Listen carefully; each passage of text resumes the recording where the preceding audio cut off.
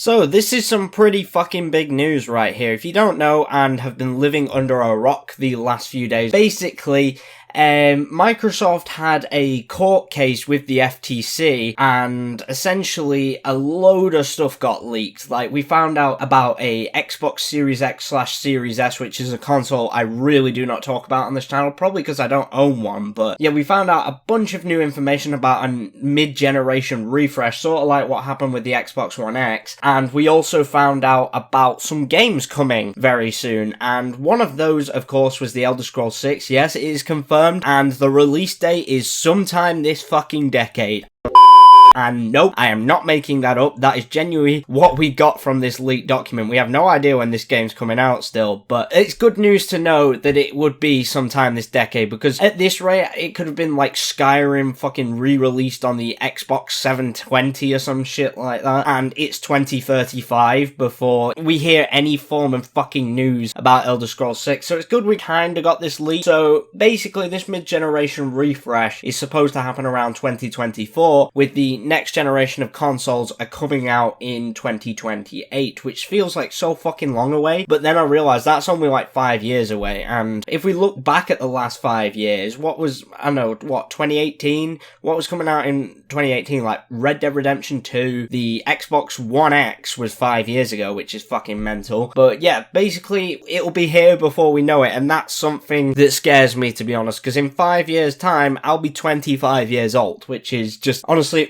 mind-boggling to think about. But we got a bunch of like information about the Project Brooklyn and Project Elwood or something, which basically Project Brooklyn is meant to be the Xbox One X refresh, while the Project Elwood, yeah, that's meant to be the refresh of the Xbox Series X, which is meant to look identical, by the way, just with a few little mid differences here. So apparently the new version of the Series X, or let's just call it Project Brooklyn for now, is going to reduce its standby mode or low power mode by 20%, and like in terms of how much electricity and power it's actually using, which is kind of interesting, I guess you can see. But basically, if you look at like an overview of the consoles, apparently the Elwood, which we're going to talk about first here, will deliver Gen 9 console gaming with more internal storage, so it's meant to be up to 1 terabyte. I'm not sure what the Xbox Series S actually had, but you know, I'll just have to Google that real quick. A more immersive controller at the same affordable price. That's kind of good for anyone that's thinking of picking up the new Series S. It's going to have the same price tag as the original, so that's kind of cool.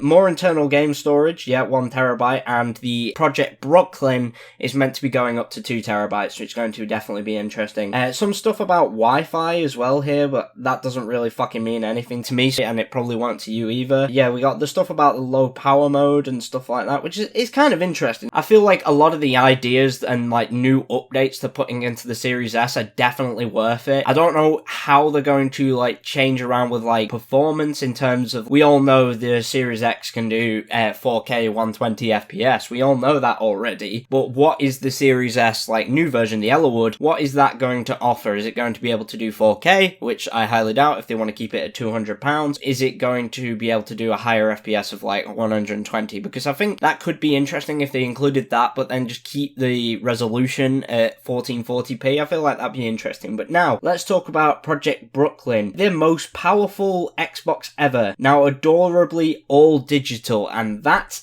has single-handedly dissuaded me from buying it, because I am not interested in purchasing a console that's all digital. So the Brooklyn is meant to offer 2 terabytes, as I mentioned before, faster Wi-Fi, and the improved premium Xbox controller, draw less power, include a front-facing USB-C slot, which is a bit strange if I'm being honest there, and be offered at the current price of the Series X of $500. So yeah, basically a little overview here. 4K Gen 9 console gaming with more internal storage, faster Wi-Fi, reduced power, a more immersive controller, and beautiful redesign. Yeah, it kind of just looks like a fucking Alexa, you know, like one of those things. Yeah, it reminds me of that. I've got a picture of them here, side by side. You know, the difference is uncanny.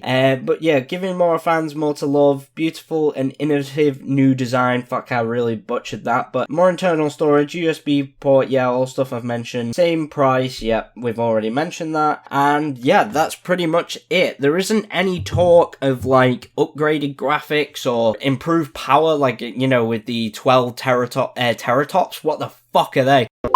We had the 12 teraflops with the Series X. There is no word on an improvement to that. And yeah, then essentially, this is just going to be an all-digital version of the Series X, which, if you already have a Series X, why the fuck would you buy this? Like, yeah, you're getting a USB-C port. Who fucking cares? Like an all-digital version, there's literally no difference to the beast that is next to me right now. Fucking, I'm not sure if you guys actually heard me tap that. Yeah, there's no difference between this and the Series X. If you've already got a Series X, there's probably going to be no point in buying this, to be honest with you. You know, if you want an all-digital Series X, which I have no idea why you would when you can just get one for the same price with a fucking disc drive, like, you are getting more for the same price of an older console. Like, I don't understand this. All they've done is take the fucking disc drive out and make it look like an Alexa as opposed to a fridge. So yeah, both these consoles are meant to be coming out around, I think it's meant to be like late October, with the Ellerwood coming out slightly earlier in August. Fucking hell, I cannot speak today. But yeah, that's meant to come out August 2024,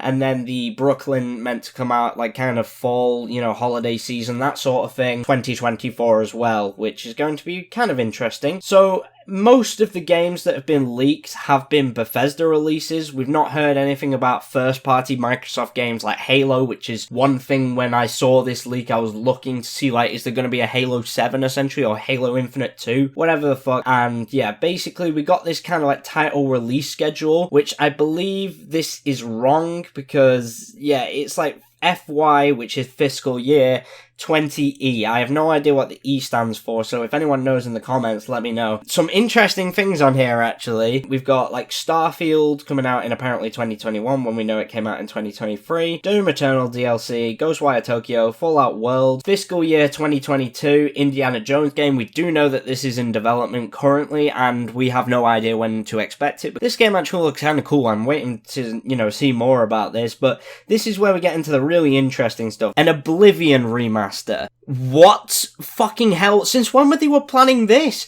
You know what? I would buy this game at least 7 fucking times. You know, if they released it on Switch, released it on Xbox, released it on PC, I would fucking buy it all, because Oblivion is an absolutely amazing game that I've never really, like, finished, so I would definitely want to go back if they remade that game and just play the shit out of it. And yeah, this is one of the major things we learned from these leaks. So yeah, Oblivion remaster, Elder Scrolls Online expansion, Starfield DLC, gonna be interesting. Doom Year Zero and Delise, I'm guessing that's a new Doom game. Fucking hell, I really cannot speak today. What the fuck am I doing? Project Kestrel, no idea what that's gonna be. Elder Scrolls Online expansion, Project Platinum, once again, no idea what that's gonna be.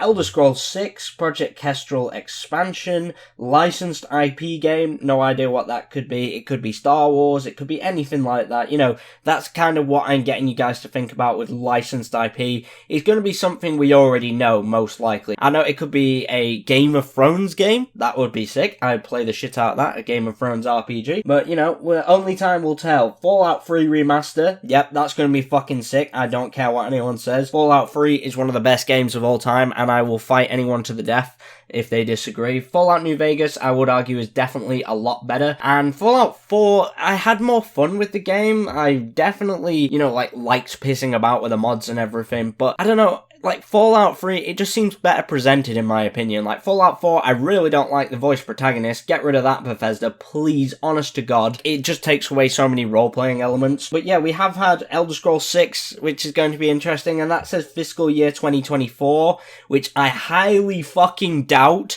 that we're going to see Elder Scrolls 6 in 2024, because Starfield just released, and I would at least give it, like, if you think about it, we had, between Skyrim and Fallout 4, we had 4 years, and then between Fallout 4 and Starfield, we have had 8 years. Yeah, it's definitely getting longer wait, but I would say we're probably going to be looking at like 6-7 years before we see Elder Scrolls 6, which is just going to be mad that I'm going to be nearly fucking 30 when I get a chance to play this game. Like, when I finish Skyrim on this channel, what the fuck am I supposed to do? Am I supposed to go back and play Oblivion? I mean, if this remaster's coming out, then yeah, I definitely will play Oblivion on this channel. But other than that, I'm probably gonna wait for the remaster to come out instead of just playing the original, because I feel like it would be a lot better for you guys as well. Yeah, Dishonored 3, Ghostwire Tokyo sequel, and Doom Year Zero DLC. No idea what any of this stuff is going to entail. If this stuff interests you, you know, fucking get hyped for it or whatever.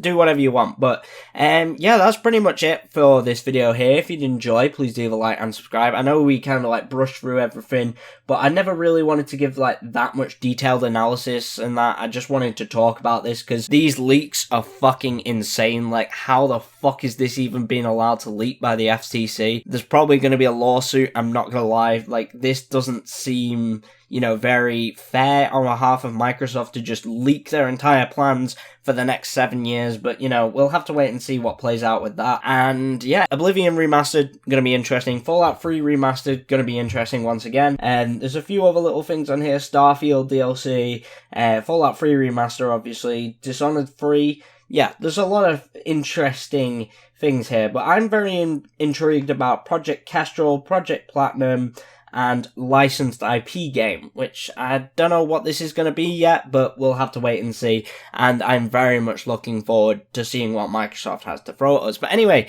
that's going to be it for today's video here. If you did enjoy, please do leave a like and subscribe. Make sure you turn on post notifications so you never miss a single video, or alternatively, you can join the Discord server as a link down below. But anyway, this has been QuinntonTV.